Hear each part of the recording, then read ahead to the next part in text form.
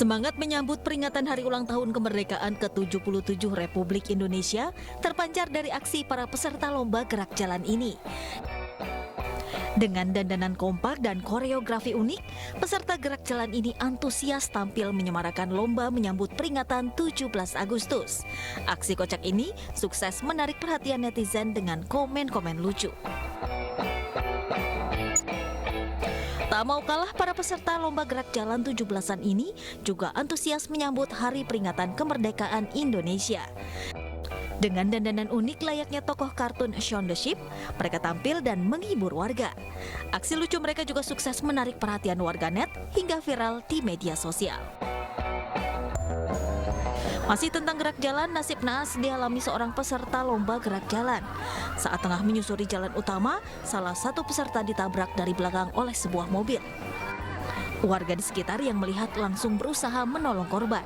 Beruntung, korban selamat dan hanya mengalami luka ringan. Memanfaatkan demam Citayam Fashion Week, warga Margonda Depok menggelar lomba fashion show untuk memperingati hari ulang tahun kemerdekaan Indonesia. Dengan penuh percaya diri, para peserta fashion show pamer aksi dan kebolehan. Aksi fashion show unik ini pun viral dan sukses menuai komentar positif netizen. Yang tak kalah seru, lomba yang digelar di sebuah sekolah ini diikuti siswa yang masih anak-anak. Entah karena apa, salah satu anak peserta lomba dengan antusias berusaha menyuapi ibunya dengan roti. Saking antusiasnya, usaha anak ini menjadi seolah penuh emosi. Aksi lucu bocah ini pun sukses menuai komentar netizen.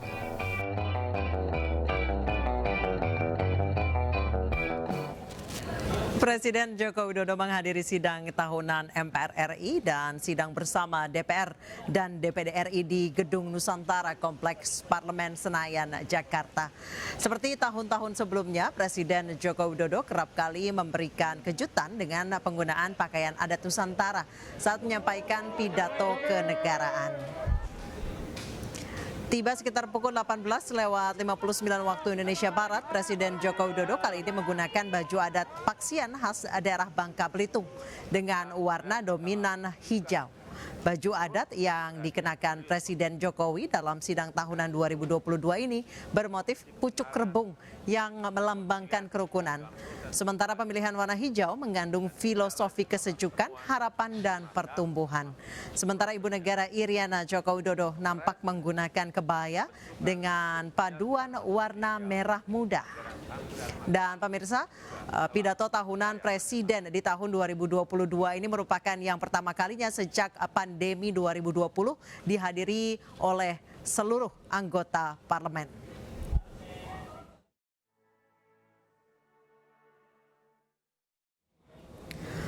Presiden Joko Widodo menyampaikan pidato dalam sidang tahunan MPR RI serta sidang bersama DPR RI dan DPD RI tahun 2022. Dalam pidatonya, Presiden Jokowi membahas beberapa hal krusial, salah satunya terkait dengan kondisi ekonomi Indonesia yang berhasil tumbuh di angka 5,44%.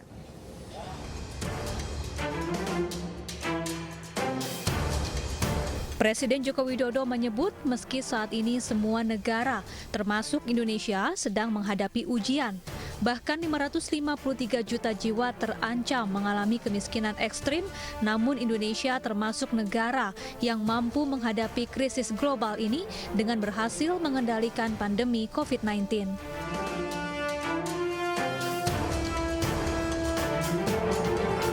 Indonesia termasuk dalam 5 besar negara dengan vaksinasi terbanyak di dunia, dengan 432 juta dosis vaksin telah disuntikan.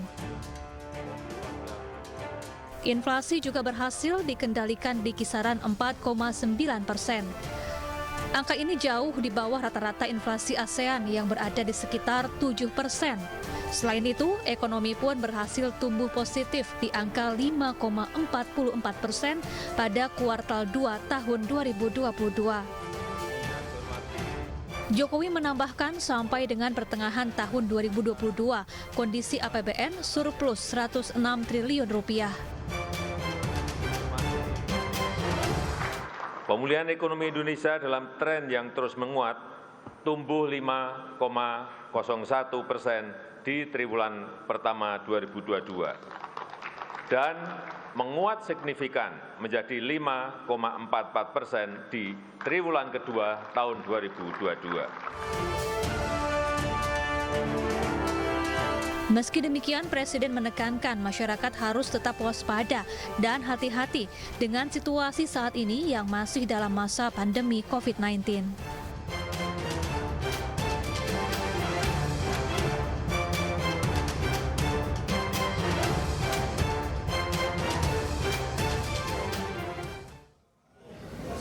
Pemerintah Provinsi Jawa Barat akan membentuk gugus tugas untuk menentukan nasib guru honorer dan tenaga kesehatan honorer akibat dampak pemberlakuan peraturan pemerintah nomor 49 tahun 2018 tentang manajemen pegawai pemerintah dengan perjanjian kerja.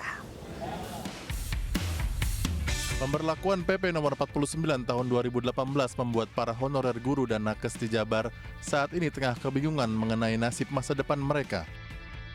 Setelah bertemu perwakilan tenaga honorer di Jawa Barat, Gubernur Provinsi Jawa Barat Ridwan Kamil akan membentuk gugus tugas untuk menentukan nasib honorer guru dan tenaga kesehatan di Provinsi Jawa Barat.